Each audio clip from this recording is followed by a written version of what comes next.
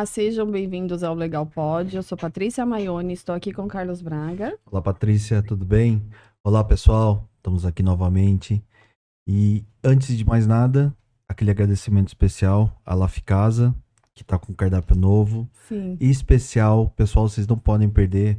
Dá uma olhadinha no Instagram, liga lá, pede pro pessoal, manda um WhatsApp pro pessoal, pede para mandar o cardápio, tá imperdível. A Laficasa só tem coisa gostosa. Só. Tá doido. Vale muito a pena. Também gostaria de agradecer aos nossos apoiadores, a Loma Consultoria, o MCM Advogados. E sem eles, nada não seria possível a gente estar aqui em mais um episódio.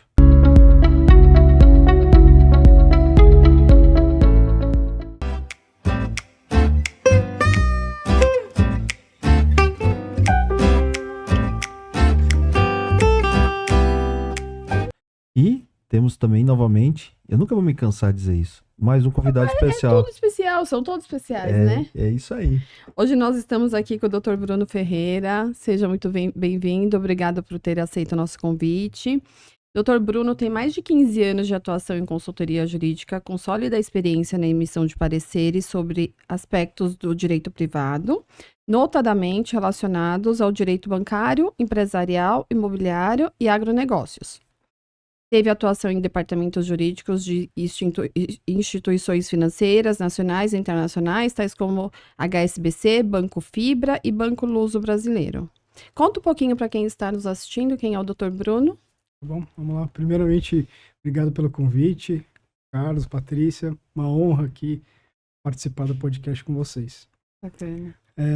Bom, tenho 43 anos, sou casado, tenho uma filha, Luísa, e estou aí já há 20 anos aproximadamente na carreira jurídica, né, de formação.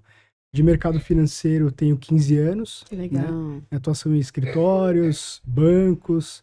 Comecei por escritório, né, escritório de advocacia que prestava serviço para instituições financeiras, e dessa forma eu acabei fazendo contato com pessoas do mercado e recebi um convite em 2007 para ir para o banco HSBC, e lá comecei minha trajetória no mercado financeiro / jurídico. Né? Então já tenho alguns bons anos aí de carreira. Que bacana. Que legal. Bruno, aqui, toda vez que a gente tem a oportunidade de estar com um convidado, uma pergunta muito legal que a gente sempre gosta de fazer é: como que nasceu a paixão pelo direito? O direito foi algo que vem da sua família, tem algum histórico, ou foi de algum evento, alguma situação, ou, enfim, era algo que você idealizava, né? A gente já ouviu aqui pessoas comentando Várias histórias, que era né? que via no filmes, outros que foi uma situação familiar. Conta um pouquinho pra gente, como que começou? Bom, legal. Acho que essa parte é bem interessante, assim, para mim, particularmente, porque eu não sabia exatamente o que fazer e meu pai é advogado, né? Então tinha em casa já uma referência, e isso não necessariamente era algo que contribuía positivamente, e por uma razão muito simples, né? O direito é uma profissão muito formal, com muito estudo, com muita leitura. Eu estava numa fase da minha vida que eu não estava muito bem certo de que eu queria toda essa formalidade, toda essa horas e horas de dedicação. Mas por influência dele, ele acabou me colocando que teria como me ajudar, né, me abrir algumas portas, e por conta disso eu decidi fazer a faculdade, né. E aí a paixão, assim, veio ao longo da faculdade. Eu não vou nem dizer que foi no primeiro dia de aula, porque estaria mentindo. Eu acho até que é até normal isso. Hoje eu vejo, assim, algumas pessoas às vezes ingressam na faculdade ainda imaturas, né? Então, eu acho que é até natural que isso aconteça. Não à toa, muitas pessoas começam numa carreira, depois ficam mais maduras, decidem mudar, veem que aquilo não era. Para minha sorte, eu acabei gostando, me apaixonando. Eu sempre estagiei, né? Desde o meu primeiro dia de faculdade. Eu brinco até que o estágio começou antes da faculdade, porque meu pai me arrumou um estágio, eu já iniciei no estágio antes mesmo das aulas. Que era pra não desistir.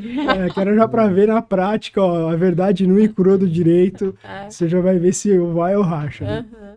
Mas então começou assim, foram longos anos ali de trabalho como estagiário, né?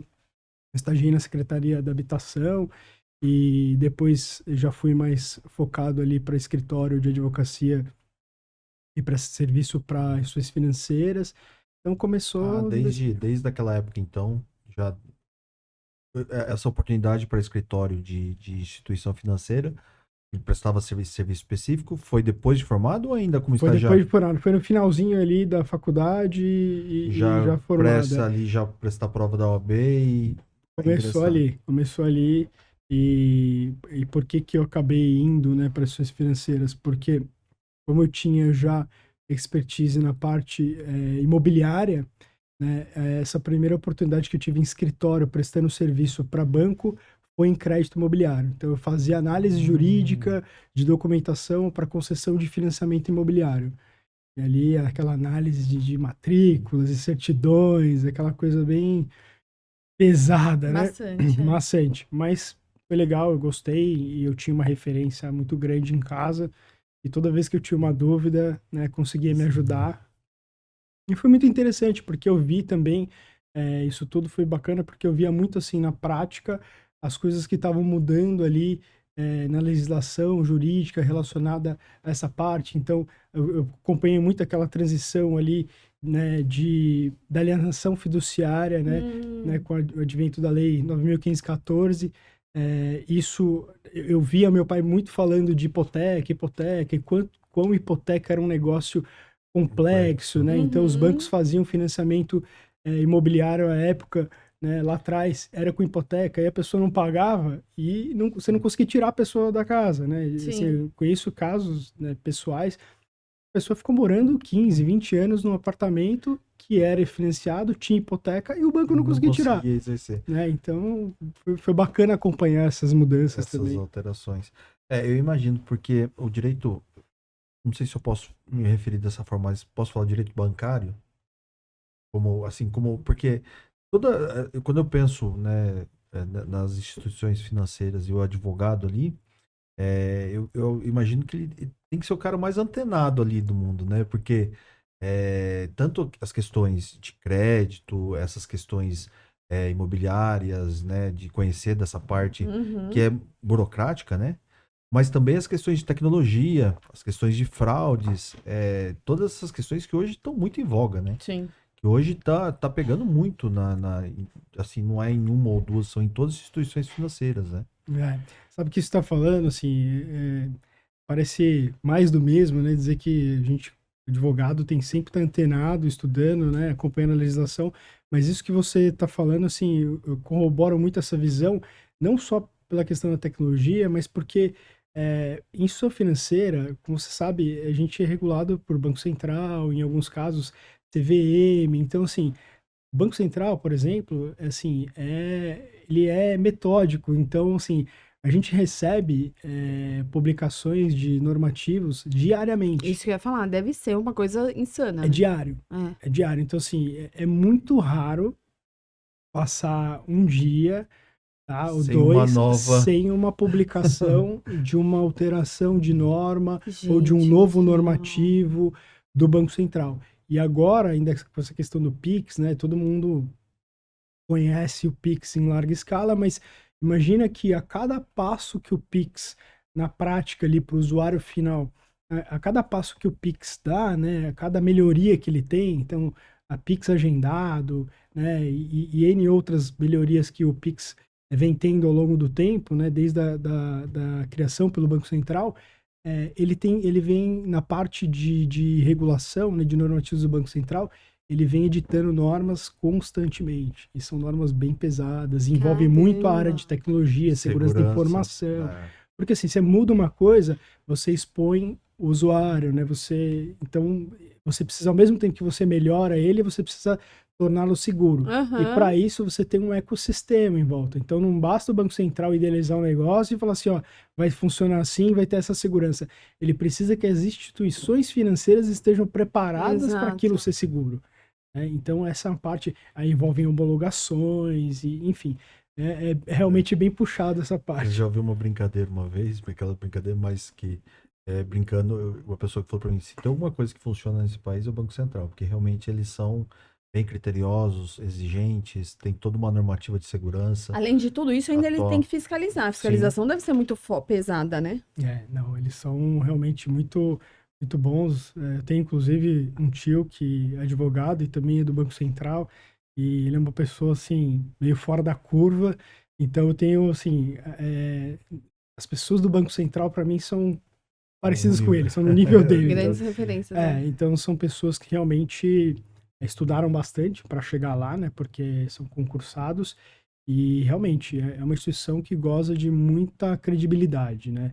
Então o mercado como um todo tem, eu diria assim, um respeito muito grande pelo Banco Central, né? O Banco Aham. Central ele não é perfeito, mas assim, ele tem muita rigidez naquilo que ele faz, né? E a gente tem que estar sempre acompanhando. Porque a sociedade é muito atual, né? Muito moderna. E se o sistema financeiro ele não acompanhar essas modificações, as mudanças, seja em nível de informação, nível de segurança, Uhum. né, vai ficando para trás, né? Sim. O direito a gente já sofre muito com isso. O direito demora muito para acompanhar a sociedade. O direito já demora muito para teve uma Uhum. alteração de alguma situação até aquilo virar uma jurisprudência, virar uma norma, virar uma lei, virar um entendimento, o que é que seja, já passou-se algum tempo. O Banco Central não pode se dar o luxo disso, né? Ele precisa estar Não. atualizado e diariamente cuidando, fiscalizando e criando. Acho que imagino eu que muitas vezes até modificando algumas rotas e tentando melhorar aquilo que já, né, vem vindo, que está acontecendo, né? Exatamente. A gente pode até citar um exemplo do que aconteceu recentemente na tragédia do Rio Grande do Sul, né? Então, assim, a atuação do Banco Central em editar normas voltadas para créditos específicos para Uhum. socorrer os empresários e as pessoas da região foi realmente muito rápida. Então, assim, aconteceu a tragédia, poucos dias depois já haviam normas editadas que Para tinham cuidar daquela crédito para situação. aqueles empresários da região. Imagina o time, né, envolvido nisso. Deve Não, ser é realmente grande e são muito preparados, né? São pessoas profissionais muito excelentes. sensacional. E me fala uma coisa, então sempre, sua carreira toda foi nessa área. De instituição financeira. O que acontece é que com os bancos que eu passei, né? Cada banco tinha um viés diferente ali, né? Uma área de atuação específica. Então, no HSBC era um banco múltiplo, com N operações, mas eu atendia muito mais crédito imobiliário. Depois, quando eu fui para o Banco Fibra, que é um banco bem menor, né? A atuação ali passou a ser mais voltada para o agronegócio. Então, a minha atuação sempre foi muito próxima à área comercial, ao negócio, né, aos comerciais. Eu sempre fui fazendo consultoria para viabilizar negócio. Que legal. Então, análise de contratos, alterações de minutas específicas para as operações, construção de garantias nas operações de crédito, e aí passando por análise de garantias específicas para o agro. Então, penhor pecuário, penhor agrícola, Que alienação fiduciária de bacana. fazenda. A gente chegou a fazer alienação fiduciária de aeronave, de empresários do agro, né?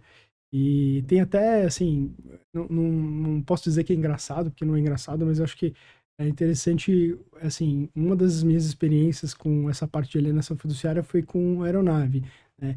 E é um negócio meio diferente, você precisa contratar até terceiros com expertise para isso, e na época a gente contratou um comandante aposentado que tinha todo esse know-how, conhecia, e aí eu, no meio da construção da garantia da aeronave, eu saí de férias e uma advogada que trabalhava comigo falou assim, olha, enquanto eu estava de férias, falou assim, ó, tem duas notícias, uma boa e outra ruim, assim, trágica. Assim, a boa é que a gente conseguiu construir a garantia, e a ruim é que o avião caiu. Meu Deus. Então, assim, foi uma tragédia, né? Sim. E a gente sabe disso, mas assim, realmente acontece, faz parte da vida, sim. mas o interessante, assim, muitas pessoas acho que nem sabem, né? Que a gente consegue alienar fiduciariamente uma aeronave. Navio, a gente já fez alienação fiduciária de navios também, de empresários. E como fica a garantia nesse caso, que caiu o Quando avião? acontece uma tragédia como essa, tem um seguro, né? Ah, Então, assim, o correto é você só constituir a garantia com o seguro. Então, o que acontece nesse caso é que o dono da aeronave aciona o seguro e aí ocorre a indenização. e se não tem seguro, aí Aí você lascou. perdeu a garantia. Aí, Você perdeu a garantia. perdeu. Então, assim, é algo que eu não recomendo Sim. fazer alienação fiduciária de uma aeronave ou de uma embarcação, seja lá o que for, que não tenha seguro. Não, é até uma aula para quem tá nos assistindo, porque duvido que alguém, assim, tem que ter muito conhecimento para saber esses É detalhes, muito né? específico, né? É um assunto muito... Que legal. E mesmo o seguro de aeronave, existe um seguro, eu não sou especialista em seguro, mas vou me arriscar aqui porque esse assunto a gente viu ali. Mas existe o seguro que é só do casco, que se fala, né? Que é só o da aeronave. Então, se ocorre alguma coisa, você tem a indenização do valor da aeronave. E o seguro também que tem cobertura dos danos em terra, né? Que aí são seguros caríssimos. Porque imagina, lógico, dependendo de onde a aeronave é, cai, é, assim, a reparação é gigante. exato. Sim. Realmente é muito dinâmico, é um tema muito Muito diferente. legal. Que é muito específico a essa área bancária, né? A Uhum. esse segmento. Legal. Então, esse banco fibra era mais para agrônomos. Tinha agronegócios e operações com empresas de corporate, middle. Eles tinham uma gama grande, né? É nível nacional esse banco? Sim. É? E agora você tá no Luso Brasileiro. Isso, é. Aí, depois de 13 anos no Fibra, eu recebi o convite para ser o gestor da área jurídica do banco, né? Então, desde então eu tô lá, né? Desde 2022, de março de 22 eu tô lá. E aí foi que começou a minha trajetória. Na verdade, eu retornei às minhas origens, porque eu fiz estágio em contencioso, mas eu passei todo esse tempo, né, em banco, em consultivo, só fazendo Uhum. consultoria, mexendo zero com o processo. Ou seja, já nem sabia mais como é que eu me portava ali num processo, num fórum, perante um juiz, um desembargador. Mas aí eu voltei, né, para as origens, e agora a gente cuida do jurídico como um todo. Então, atendo a área comercial, fazendo consultoria, mas também cuido da parte de contencioso. Então, tem todo esse leque de assuntos aí com a gente. Além de também responder como encarregado de dados do banco, né? Eu sou o DPO do banco. Não. Então, essa é uma função bacana também e bem inovadora, né? Muito atual também dentro das instituições. Muitas pessoas nem sabem. Nem sabe. Se você quiser contar um pouquinho, DPO? O DPO, né, que é a sigla, né, da legislação externa, significa um encarregado de dados, né? Aqui para nossa legislação, que é a pessoa responsável dentro da empresa pelo tratamento de dados pessoais, né? Então, toda empresa tem essas obrigações, né? Toda empresa que trata dados pessoais tem a obrigação de cumprir a legislação, né, que dispõe sobre dados pessoais, sobre a proteção de dados pessoais, mais conhecida como a LGPD. Mas isso é muito forte nas empresas, nas companhias, nos bancos que tem um volume muito grande de dados pessoais, né? E assim, a maioria delas, né? Então a gente brinca até que assim, desde da padaria até uma multinacional, uma instituição financeira, todo mundo tem obrigação, cada um no seu nível. Sim. E a Agência Nacional de Proteção de Dados, ao longo desses anos aí, desde que a legislação foi editada, né, em 2018, ela vem editando normas para tentar ali equalizar a coisa e não deixar o famoso, assim, bala de canhão em pardal, né? Porque o cara da padaria trata muito uma quantidade ínfima de dados, bem né? menor. Em relação a uma empresa que tem clientes pessoa física e que tem um volume gigantesco, né? E o que a legislação quer é tutelar pelo dado pessoal, pela proteção. Acho que só cumpre esclarecer aqui por que a legislação, qual que é o objetivo principal da legislação, né? E o papel do DPO. É zelar para que o dado pessoal coletado para uma finalidade, como por exemplo um cadastro, não seja utilizado para prospecção, por exemplo. Porque eu estou disposto a ir numa empresa, né, numa companhia, e entregar meus dados porque eu preciso me cadastrar e contratar um serviço, um produto, mas isso não necessariamente significa que eu quero ficar recebendo propaganda daquela empresa. Então, para isso, a empresa precisa pegar a minha autorização. Sim. Então, a legislação, ela tem, e por aí vai, né? Ela tem meio que travas com relação a esse tema. Exatamente. Isso está muito em voga, né? O DPO hoje tem muita gente se especializando e buscando essa até como uma função e uma profissão realmente, porque a LGPD, mais do que nunca, ela realmente pegou, né? Assim dizer, e ela é muito importante. O DPO acaba tendo esse papel muito importante dentro das companhias. Bruno, mas voltando um pouquinho lá a tempo de faculdade. Você fez o estágio, terminou. Como que foi depois? Você teve outras experiências antes você teve a Secretaria da Habitação, depois o escritório, e logo você foi para banco ou você continuou ali na carreira ainda atrás do balcão, né? Desse lado de cada mesa? Como que foi? Não, a minha trajetória, assim, em escritório foi rápida, e foi atendendo já banco. Então, assim, eu tô em banco efetivamente há 15 anos, né? Mas se for olhar aí no detalhe, né, quem que era o usuário final, é praticamente os 20 anos de formado aí que eu já tenho contato com instituições financeiras, né?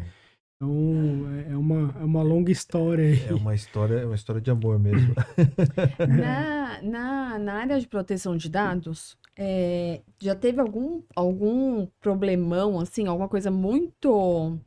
Um caso muito problemático que você falou, deu ruim Olha, aqui. para minha felicidade, ainda não. E até pelo perfil do banco, a gente não tem assim um volume gigantesco de dados pessoais, porque nós somos um banco de varejo, né? Nós temos clientes pessoa física, os nossos clientes são só pessoas jurídicas. Então, assim, para te dar dimensão, né? Eu tenho lá, por exemplo, os dados pessoais que a gente trata são dos representantes legais das empresas que são nossos clientes. Então, eu preciso dos dados pessoais deles para qualificá-los em contratos, para fazer cadastros, em procurações e assim por diante. Mas é totalmente diferente, né? Então, assim... De uma instituição de uma instituição, por exemplo, financeira pega que tem aí um pessoa física. banco de varejo, tá? Que tem milhares de clientes, o volume de dados pessoais é uma coisa gigantesca. E aí, como eu falei, né? Para nossa felicidade isso não aconteceu, mas acho que todo mundo tem acompanhado na mídia, volta e meia sai alguma informação, né, de alguma empresa que teve dados vazados, né? Então, assim, agora o que acontece, né? E aí falando um pouco do papel do DPO.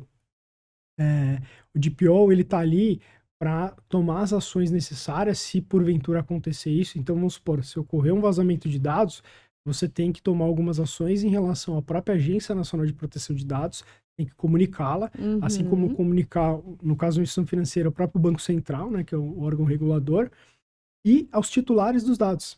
Os titulares dos dados têm que ser avisados que os dados deles foram vazados. Então, assim, são prazos curtos, tem uma série de ações que você tem que tomar, né? E ali muito, com uma sinergia muito grande com as áreas de tecnologia e segurança da informação, né? Então a gente tem o comitê de proteção de dados no banco, no qual o time de segurança da informação e tecnologia também fazem parte.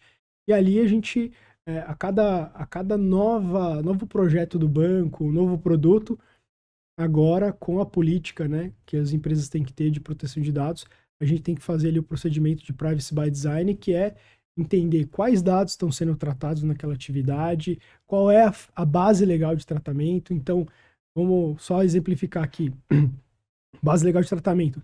Dados cadastrais. É uma obrigação, pode ser uma obrigação legal ou regulatória. Então, esse é o motivo pelo qual eu trato o dado, pelo qual eu retenho o dado ali.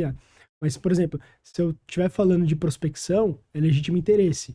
E aí é uma outra base legal. Então, para cada tratamento de cada tipo de dados que você tem dentro da empresa, você tem que ter um enquadramento de base legal. A finalidade que está na legislação. E além disso, né, uma coisa que traz muita dificuldade para as empresas, que é o tempo que você guarda esse dado. Porque você não pode guardar mais o dado por tempo indeterminado. Cada dado tem que ser guardado pelo prazo que a legislação ou a atividade específica requer. Então, assim, embora eu ainda não tenha tido nenhum problema, né, de nenhum incidente, como você falou, porque acho que, de fato, isso é uma coisa, apesar de causar um certo frisson na hora, mas são as coisas legais da gente contar, né? Sim. Infelizmente, ainda não tem uma situação como essa, infelizmente não, felizmente, mas eu acho que, assim, é um trabalho que, para quem está nessa atividade, né, seja em banco, empresa, e principalmente quem está em empresas do varejo, sabe que é um trabalho árduo e bem complexo. E aí o banco acaba sendo responsabilizado pelo vazamento, por alguma consequência do vazamento. Sim. Existe até algumas decisões já sobre esse assunto, né? Uma decisão recente que saiu, ela estabelece que não necessariamente o vazamento do dado significa que você tem que reparar um dano para o titular, tá? Porque é aquela coisa, depende do dado. Vamos supor, você teve um vazamento, os dados que foram vazados foi seu nome e seu RG, tá? Ou seu nome e alguma outra informação sua. Não necessariamente o fato desse dado ter sido vazado te causou um prejuízo. Exato. Agora, se o vazamento do dado te causou um prejuízo financeiro, alguém conseguiu por meio disso acessar uma conta, fazer um empréstimo, ou mesmo te causou algum tipo de constrangimento, porque sei lá, tomou qualquer ação em seu nome e isso te gerou um constrangimento, aí talvez no Surge curso esse do direito. processo surge esse direito de você ter uma indenização. Aí me acende uma luzinha aqui. Você disse que a própria instituição tem que avisar o O titular do dado. titular do dado que vazou o dado dele. Exatamente. Vamos lá para um caso prático. A pessoa não sem essa informação, ela não teria como provar a prova, seria muito mais difícil. Essa obrigatoriedade acaba até ajudando a pessoa a conseguir provar que vazou por ali e pedir a restituição. Por aí, o papo de advogado é bom. Você tá meio que criando prova contra você mesmo, né? Mas não acho que seja exatamente isso, sabe?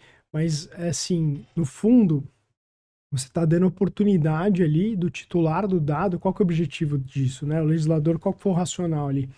Você dá a oportunidade do titular tomar ações para tentar mitigar eventuais problemas relacionados a isso. Tá? Então, assim, são ações que você mesmo, enquanto agente de tratamento de dados, né, no caso, o controlador do dado, que você tem, então você também vai tomar ações para mitigar riscos e mitigar consequências, mas você também dá oportunidade para o titular também tomar essas ações, né? Então, um pouco isso, é um pouco de jogar com transparência. Entendi. Foi esse o objetivo, porque caso contrário, se o legislador não tivesse feito isso, você ficaria quietinho ali, vazou, você tentaria resolver, mas você não daria essa clareza para o principal interessado, que é o titular do dado. Né? Então, assim, eu sei que na cadeira de encarregado, né, a gente tem essa responsabilidade, mas eu sempre procuro me colocar no papel de usuário, né, de titular do dado. E é muito interessante isso. Acho que muitas pessoas não têm essa informação e não sabem. Eu, por exemplo, um tempo atrás, precisei de um documento, né, de um curso que eu fiz. O curso, por sinal, o curso de Direito Digital. Eu estava mudando de emprego, indo para o Luso, e aí eu tinha que entregar ali aqueles documentos, né, no processo de onboarding. Aí eu falei, pô, onde é que tá esse documento, né? Fiquei pensando, falei, pô, já sei. O INSPER, que é onde eu fiz o curso, tem esse documento porque eu entreguei para eles. Eu vou mandar um e-mail para o encarregado, tá? Então, assim, qualquer pessoa pode fazer isso. Você sabe que você... Eu falei assim, olha, eu solicito a confirmação de que esse dado meu tá aí, né? Inclusive o envio aqui para esse e-mail da cópia desse documento que vocês têm aí no meu cadastro. E assim foi feito, né? O INSPER, de maneira diligente lá, no prazo deles. Primeiro, eles fizeram uma coisa muito importante, que foi, ao receber meu e-mail, eles me pediram uma prova de vida, prova de que era eu mesmo, né? Poderia ser um terceiro malicioso pedindo um documento meu. Então, é uma coisa que a gente tem que cuidar também. E aí pediu, me manda uma foto sua com um documento, me manda aqui por e-mail, né? Aí eu vou conferir aqui, e aí, se for você mesmo, eu te mando o dado. E eles assim fizeram, me mandaram a cópia do documento. Foram diligentes para não... Exatamente. Então, assim, eu faço o convite às pessoas que estão tendo acesso a essa informação agora, se precisarem, você sabe qual a instituição com a qual você tem relacionamento e você tem o documento, você pode entrar no Google, digitar lá aviso de privacidade da empresa e vai estar lá o endereço de e-mail do encarregado de dados. E é para esse e-mail do encarregado de dados que você tem que fazer a solicitação. Quer dizer, tem o caminho correto também para poder ter acesso a essas informações. Sim, você pode pedir, por exemplo, para confirmar quais são os dados seus que estão lá. Você pode entrar em contato para pedir a retificação do dado, se você souber que tem um dado seu incorreto. Que legal. Então, por exemplo, endereço. Você pode pedir a exclusão do dado. Né? Até uma coisa que você perguntou, uma das coisas que acontece em banco é o seguinte: o camarada vai lá, vê o e-mail do encarregado, ele fala assim, eu vou pedir eu não tenho mais relacionamento com esse banco, eu vou solicitar que o banco exclua minhas informações. Normalmente quem faz isso é o advogado, né? Aí outro dia aconteceu isso, né? E aí não é tão simples assim. Você nem sempre pode deletar o dado. Porque, por exemplo, esse dado que eu tenho de cadastro de um cliente e contratos e assim por diante, eu tenho prazos estabelecidos pelo Banco Central para que eu faça a guarda desses dados. Então, nesse caso, quando me pediram para deletar, eu tive que responder falando, olha, eu tenho obrigação legal de guardar seu dado por X anos. Tá? Nesse caso, após esse prazo, se você me fizer a solicitação, eu posso excluir.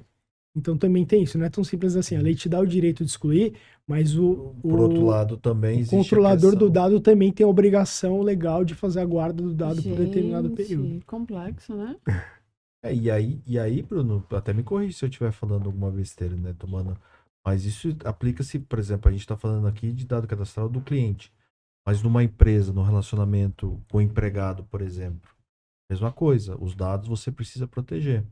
E muitas vezes Uhum. também aquele funcionário que saiu da empresa, ele também não pode ter apagado o seu dado, porque temos o prazo, a empresa tem um prazo legal de guarda daqueles documentos, Uhum. daquelas Você informações, né? puxou um ótimo gancho aqui.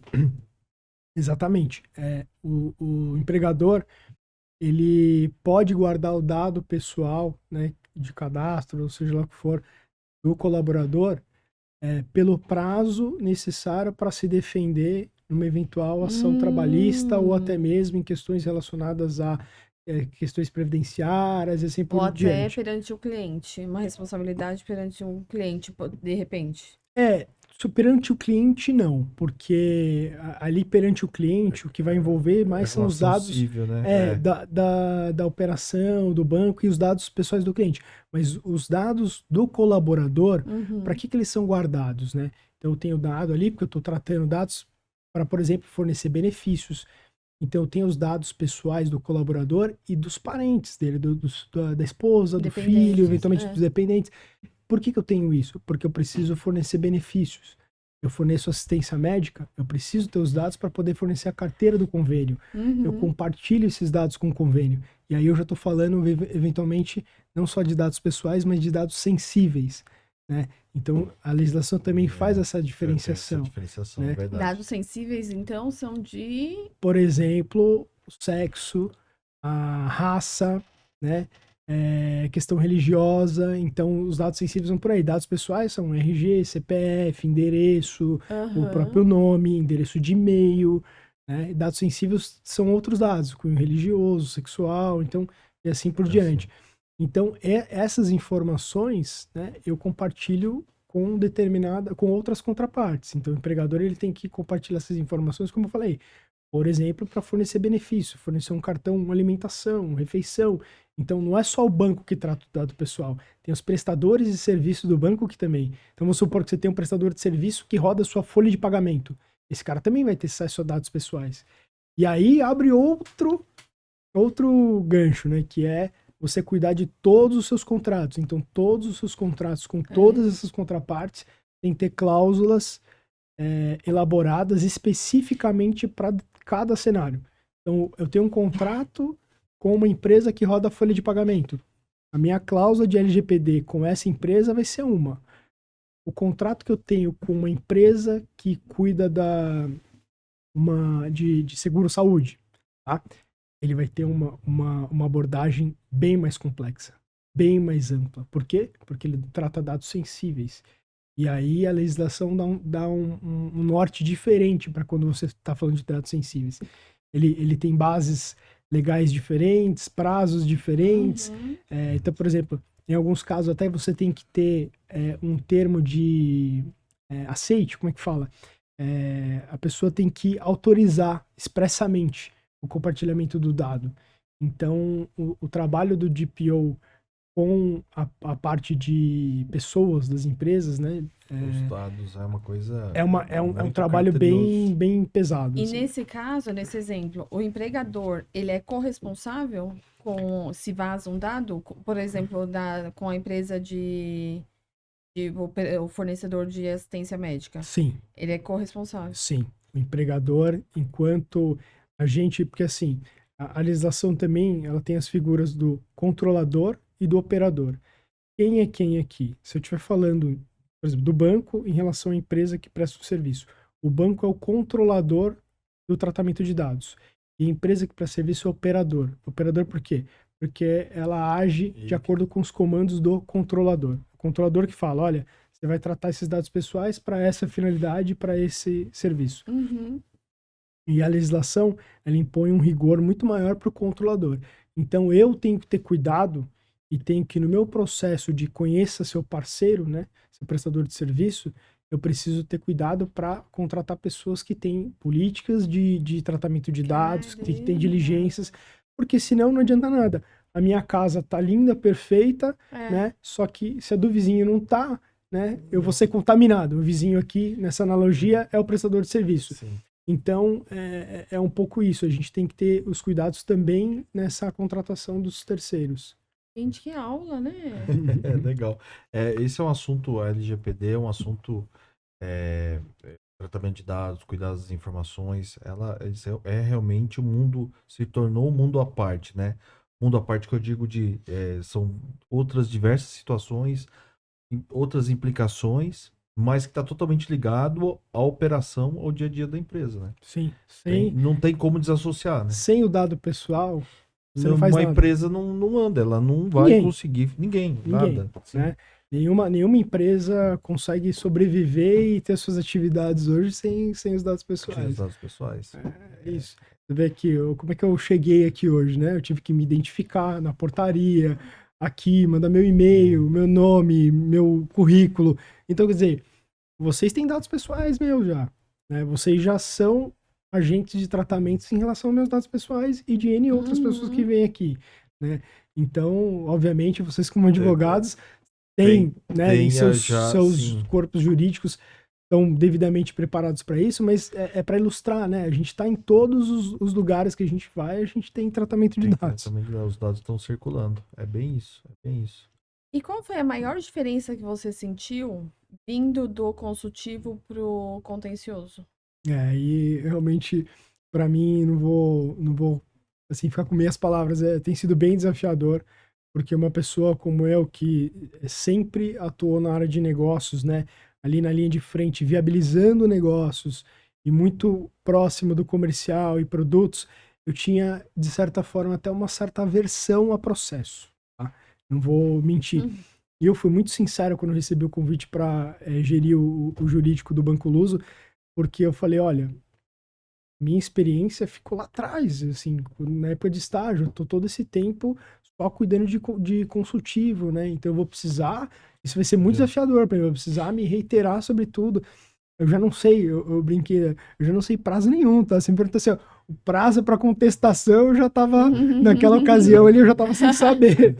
É uma coisa trivial pro processualista. Então, assim, isso tem sido muito desafiador para mim. Eu até brinco que essa parte consultiva é uma parte que, para mim, eu fico num cenário de certo conforto, assim, né? A gente tem... Domina. A gente domina e, assim, dentro da atividade de hoje, eu faço bastante coisa que eu já fiz muito em outros bancos, né? Mas a parte de contencioso, assim, tem sido desafiadora. Até mesmo a interação com os escritórios, com os advogados externos, né? Negociação de contratos de prestação de serviços, honorários, sucumbência. Então, assim, isso é um mundo meio novo para mim, né? Mas que eu tô gostando bastante, tá? Esse desafio tá interessante, assim, tá me instigando muito. Preciso aprender bastante com vocês aí, que são especialistas. O contencioso acaba passando muito, faz parte do nosso dia a dia. Pergunta interessante que a gente sempre faz, Bruno, e eu acho que é legal, até porque você teve esse ato, né? Você teve uma visualização do contencioso há quantos anos atrás? 15, 18 anos 20 atrás? anos 20 atrás. anos atrás, e de repente você voltou pro contencioso. Só que você voltou para um contencioso totalmente diferente. Porque aqui, naquele período que a gente tinha o contencioso, era papel. Precisava fazer carga, ir até o processo, enfim, tudo aquela... E hoje você volta para um contencioso totalmente automatizado, tendo tudo na mão, informações online 24 horas por dia, com juntada de petição automática. Eu tava aguardando essa abordagem ansiosamente, porque... totalmente... Você acordou de um sono profundo, quando você volta para a realidade, é uma outra realidade. É uma outra realidade. Cara, realmente isso mudou demais, assim, eu vou te falar, eu ia pro fórum de carrinho, tá? Não sei se foi o caso de vocês, mas assim, eu tinha alguns processos na Secretaria da Habitação que tinham, assim, 5, 6, 7, 10 volumes. Cara, aquilo é inviável de você carregar aquilo, a gente é de carrinho. Então, o escritório onde eu ficava no prédio Martinelli, no centro, e eu ia até o fórum João Mendes, às vezes, puxando esse carrinho, passando pelo meio da Praça da Sé ali, aquela coisa muito, né? Nossa senhora, muito tranquila, mas tinha isso, aí às vezes passava tardes no fórum, tirando xerox de processo, fazendo carga, né? Aí pegando aquela fila para conseguir fazer a carga, e depois pegando aquela fila na sala da OAB, scanner, Não, tinha scanner, ficha. mas tinha para você dar fé pública, fé pública? Tomar vista no processo, tomar Não, conhecimento. você que colocava a numeração lá Ah, nas cópias. Você fazia ah. cópia e tinha que fazer a numeração. Eu trabalhava no escritório, eu passava dias numerando as páginas para dar Autenticidade. Meu Deus do céu, às vezes era uma pilha assim de volumes Era e uma fica. coisa- Inglório, né? Gente, era Surreal, surreal, era surreal. Não, e eu lembro muito, na época de estágio, das publicações em jornal. E aí a gente recebia os recortes e aí tinha um revisamento dos estagiários para achar de quem era cada processo no escritório, né? De quem é esse doutora Tereza, tinha doutor IOB, Pedro. né? Era aquelas prateleiras de Exato, IOB. com as atualizações, né?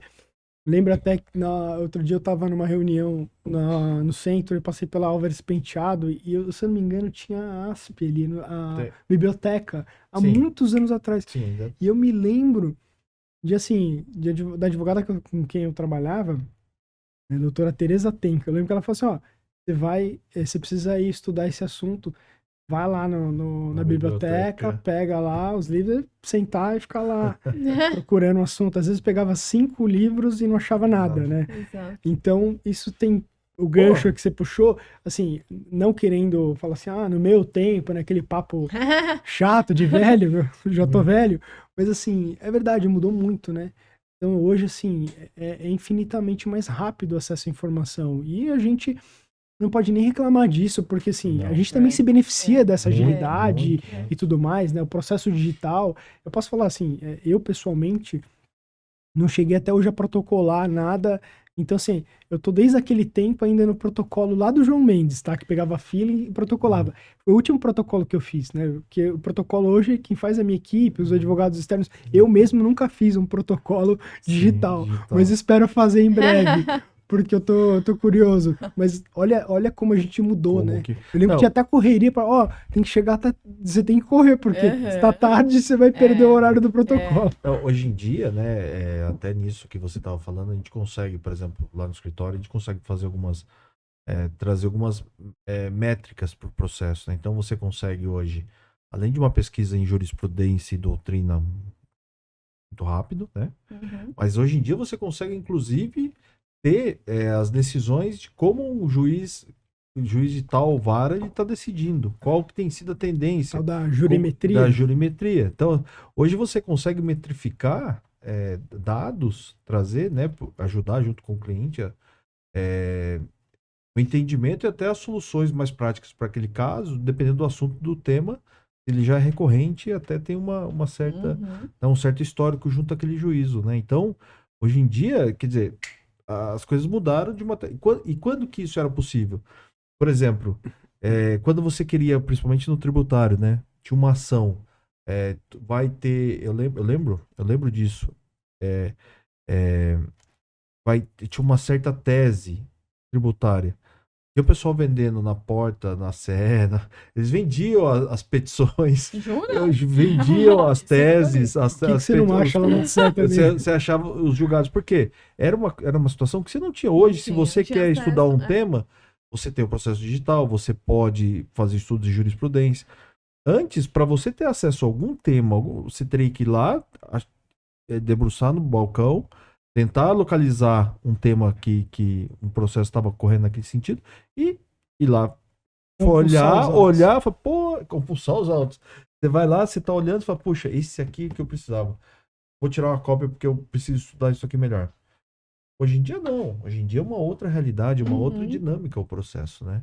E da petição, Bruno, até hoje a petição você junta, a não ser um delay ou outro que algum sistema pode ter, mas a juntada é automática. Um segundo tem... Ela já aparece na tela.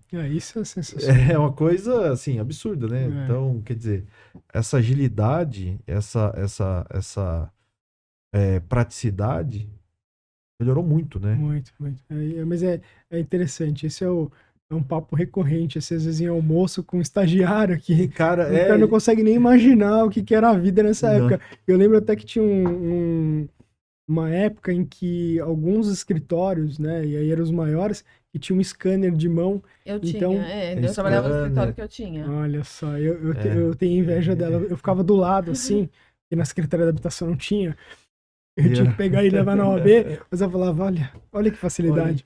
A praticidade Mas era não quem veio tem com o inveja, scanner. não, porque o negócio saía todo Tudo torto. pra assim, ó. quem refazer, voltar. Você tinha que olhar e você olhava a Nossa. telinha lá, ficou tudo. Porque se desse uma tremidinha aqui. Já não dava certo. Mas aquilo era o que havia de mais tecnológico. Aquilo era a tecnologia sensação. pura. É, Aí eu trabalhei no escritório que eles começaram a dar. Porque o celular era o tijolão, né? sim. Aí eles começaram a dar câmera Aquelas pra gente. pequenininhas, né? É. Aquelas pequenininhas ali. Aí você tirava, ficava esperando, aí ficava desfocado até focar, você ficava esperando, ficou boa. Aí mesmo assim, já era Pô, era um Então, avanço. Já era um avanço. Eu acho que de Você certa não precisava tirar, fazer carga, você tirava foto ali, Sim. mas já era sofrido.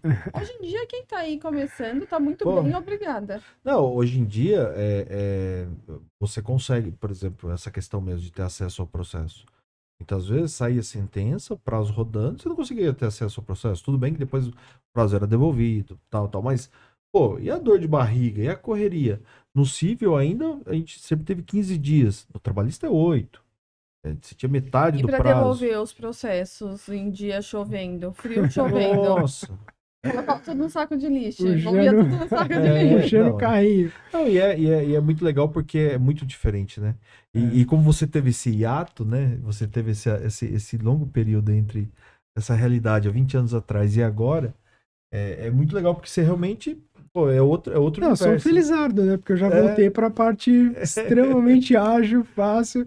Eu pulei toda essa etapa aí no meio De de implementar, de implementação, acompanhar. da digitalização dos processos, que aliás acho que ainda não é uma realidade em todos os tribunais, né? Salvo, eu vejo, de vez em quando eu tem comento com uma- alguém lá, a gente precisa dessa informação desse processo. Esse processo é físico, né? Então, nem Ainda todos os tem. processos... Na área Poucos, trabalhista, mas ainda na tem. área trabalhista tá pouquíssimo, né? É. A maioria já tá A área civil digitalizada. o civil ainda tem, mas É residual, É né? residual, é uma realidade. Hoje praticamente tá tudo digital, né? Foi Então, muito rápido, né? Se a muito. gente olhar pra trás, foi muito rápido, né? Que bom, né? Foi. Uhum. Eu acho que veio muito a crescer. Eu acho que a tecnologia ela veio para poder ajudar muito, né? Com certeza. E ela vem, e nós comentamos, trazendo outras ferramentas para potencializar a atividade, né? Com certeza. Acho que o que a gente, quando começa a escutar de tecnologia, né? Eu vi muito se cogita a questão de pessoas, né? De, você não vai precisar mais de X advogados, você vai diminuir. Sim, talvez, né? A gente tenha que assumir uma parcela desse discurso. Mas uma coisa que eu escutei um tempo atrás e eu acredito muito, assim, é que, na verdade, o que a gente precisa é ir acompanhando para poder continuar interagindo com a tecnologia, né? Assim, enquanto a gente tiver essa capacidade de interagir, acho que, assim, E não vai dificilmente... substituir, né? Dificilmente, Carlos. Acho assim, eu vejo, por exemplo, no meu dia a dia ali, o que eu consigo implementar ferramentas de AI? Por exemplo, hoje já tem empresas que utilizam essas ferramentas para análise de matrícula de imóvel, tá? Então, aquele trabalho que leva, às vezes, sei lá, horas analisando a matrícula para ver se tem ônus, se não tem ônus, se pode alienar, se não pode alienar, a ferramenta faz em questão de minutos, segundos, talvez. Só que mesmo assim, né, com todo mundo que eu converso que utiliza essas ferramentas hoje, fala assim, que passa por uma reanálise, né, por uma revisão, uma confirmação de uma pessoa, de um advogado. Então, assim, a ferramenta, eu já utilizei algumas, a gente já fez testes na outra instituição, a gente usava para análise de alguns contratos, de acordo de confidencialidade, né, alguns contratos que a gente tinha. Mais objetivos, né? Não cheio onde você cabe a interpretação, né? Exatamente. E daí a ferramenta já não vai... A ferramenta tem dificuldade porque ela depende de você para ela ir sendo desenvolvida e aprendendo. Você tem que ir munindo ela de dados, de informações. Isso é um processo muito árduo. É muito longo. A gente levou um tempão e, assim, houve uma evolução muito ínfima. Então, hoje, quando eu converso com jurídicos de bancos que estão utilizando, assim, poucos estão utilizando e os que estão utilizando, assim, utilizam como um auxílio. complemento, um auxílio. Uhum. Tá? Eu não conheço ninguém que me fale assim, olha, eu consegui substituir pessoas por ferramenta. Eu ainda não tenho essa percepção. E sinceramente eu acho que isso vai acabar sendo uma realidade. Porque dentro de uma análise jurídica, a gente sabe muito disso, né? O que quando eu entrei na faculdade, e o que tudo pode, tudo cabe, tudo, né? Enfim, no direito tudo pode.